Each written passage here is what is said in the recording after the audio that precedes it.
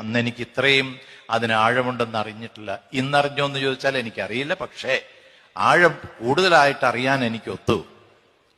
ഉപനിഷത്തുകളിലും ബൈബിളിലും ഖുറാനിലും മറ്റെല്ലാ വേദപുസ്തകങ്ങളിലും പറഞ്ഞത് നമ്മളെപ്പോലുള്ള പാവപ്പെട്ടവർക്കോ അറിവില്ലാത്തവർക്കോ മനസ്സിലാക്കത്തക്ക രീതിയിൽ 4 വരി കൊണ്ട് വെറും ഒരു ക്യാപ്സ്യൂളാക്കി നമ്മുടെ എല്ലാവരുടെയും വായിലേക്ക് വെച്ച് തന്ന ആ ഗുരുബൂധനെ ആണ് എനിക്കിന്ന് സമ്മാനിച്ചത്.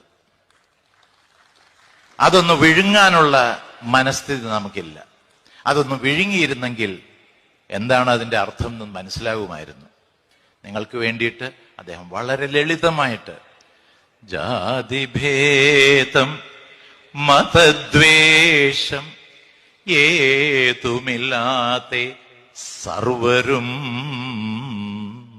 സോദരത്വേന വാഴുന്ന മാതൃകാ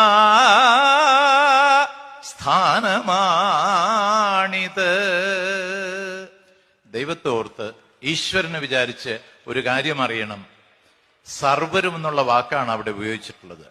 നായരെന്നോ ഈഴവനെന്നോ മുസ്ലിമെന്നോ ഹിന്ദുവെന്നോ ക്രിസ്ത്യാനിയെന്നോ മറ്റ് ഏത് മതക്കാരനെന്നോ പറഞ്ഞിട്ടില്ല. സർവരും സോദരത്വന് വാഴണമെന്നാണ്. അതുകൊണ്ട് ദയവേത് അതറിയണം.